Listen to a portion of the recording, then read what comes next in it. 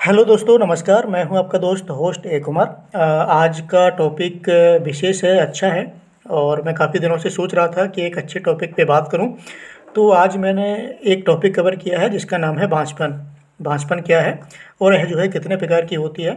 बांझपन यानी इनफर्टिलिटी का कारण क्या है, इसका बचाव क्या है और इलाज अपन समझेंगे बिल्कुल आसान शब्दों में।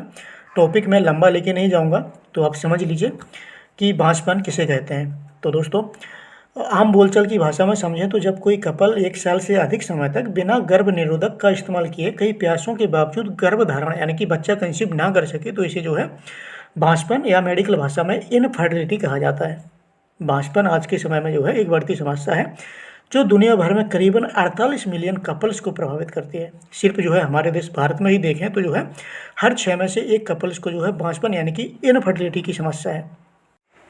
दोस्तों, अब बात आती है कि बांझपन यानी कि इनफर्टिलिटी कितने प्रकार की होती है। तो ये आप जान लीजिए, इनफर्टिलिटी जो है 4 प्रकार की होती है।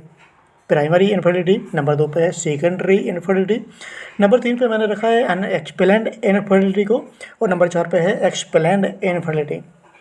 अब भैया, प्राइमरी इनफर्टिलिटी क्या चीज़ है तो आप जान लीजिए। यदि किसी जोड़े को 12 महीने से अधिक समय तक प्रयास करने पर नेचुरली बच्चा कंसीव करने में दिक्कत आती है या समस्या आती है, तो इसे प्राथमिक बांझपन यानी कि प्राइमरी इनफर्टिलिटी कहा जाता है। सेकेंडरी इनफर्टिलिटी क्या चीज़ है तो दोस्तों, यदि किसी कपल को पहली बार में नेचुरली बच्चा कंसीव हो जाए और दूसरी संतान के समय वो नेचुरली बच्चा कंसीव ना कर पाए, तो इसे सेकेंडरी इनफर्टिलिटी कहा जाता है। तो भैया, अनएक्सप्लेन्ड इनफर्टिलिटी क्या चीज़ है तो दोस्तों, जब कोई कपल्स या दंपत्ति गायनेकोलॉजिस्ट यानी कि स्त्री रोग विशेषज्ञ के पास में जाते हैं और वह डॉक्टर उनके चेकअप करते हैं या जांचें कराते हैं, और जांचें कराने के बाद में उनको हस्बैंड और वाइफ दोनों में समस्या का पता ना चल पाए कि भैया कहाँ पे क्या समस्या आ रही है जिस वजह से जो है ये दंपत्ति बच्चा कंसीव नहीं कर पा रहे हैं, तो इस स्थिति को या इस केस को अनएक्सप्लेन्ड इनफर्टिलिटी कहा जाता है।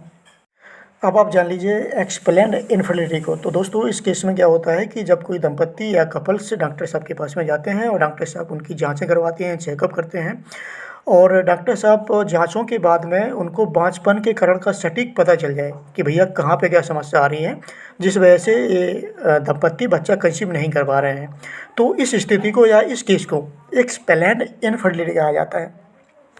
अब बात आती है इनफर्टिलिटी के कारण की कि भैया बांझपन का कारण क्या है, तो आप ये अच्छे से समझ लीजिए। सबसे पहले आप जानिए पुरुष बांझपन के कारण। पुरुष बांझपन के कारण में शामिल हैं अधिक उम्र, मोटापा, गंभीर तनाव, शराब और सिगरेट, तंबाकू का सेवन, शुक्राणुओं में विकार यानी कि स्पर्म डिसऑर्डर। शुक्राणुओं में विकार से तात्पर्य है स्पर्म यानी कि शुक्राणुओं की मॉर्फोलॉजी अच्छी ना होना या उनकी गतिशीलता धीमी होना या स्पर्म काउंट कम होना, वेरिकोसील की समस्या, डायबिटीज या ट्यूब में रुकावट। ट्यूब में रुकावट से तात्पर्य है कि हमारे जो स्पर्म है, शुक्राणु हैं, वो अंडकोश में इनका निर्माण होता है, लेकिन अंडकोश से एक ट्यूब जाती है जिसका नाम है इपिडिडाइमस ट्यूब, और ये ट्यूब जो है बास डेफरेंस ट्यूब से जुड़ी हुई होती है, और आगे यही ट्यूब जो है यूरेथ्रा ट्यूब से जुड़ी हुई होती है। तो क्या होता है कि कहीं ना कहीं ट्यूब में ब्लॉकेज होता है जिस वजह से हमारे टेस्टिकल में यानी कि अंडकोश में स्पर्म तो बन रहे होते हैं लेकिन वो बाहर नहीं निकल पाते हैं। इस स्थिति को बोलते हैं ऑब्स्ट्रक्शन यानी कि ट्यूब में रुकावट।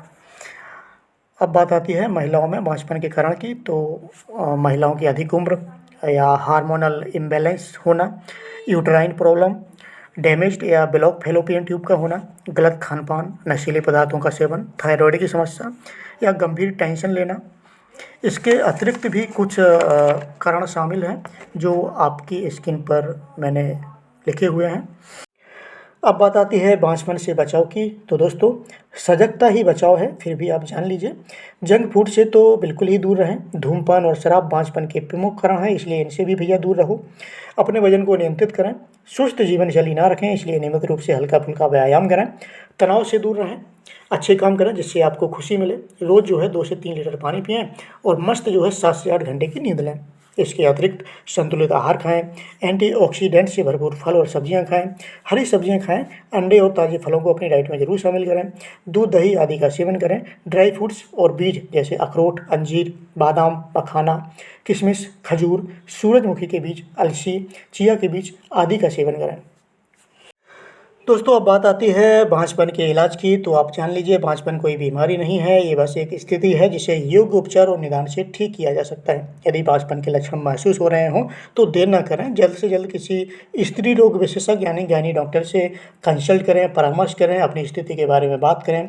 सही समय पर निदान कर इस समस्या से बचा जा सकता है। गायनी डॉक्टर आपकी जाँचों अनुसार और समस्या अनुसार आपको जो है इनफर्टिलिटी इलाज के लिए एडवाइस करेंगे, सलाह करेंगे।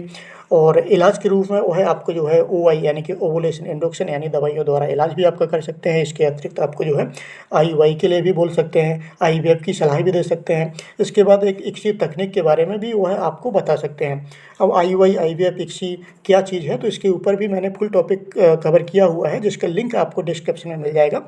मैं मिलता हूँ किसी और एक अच्छे टॉपिक में एक और मस्त जानकारी के साथ। तब तक के लिए जय माता दी।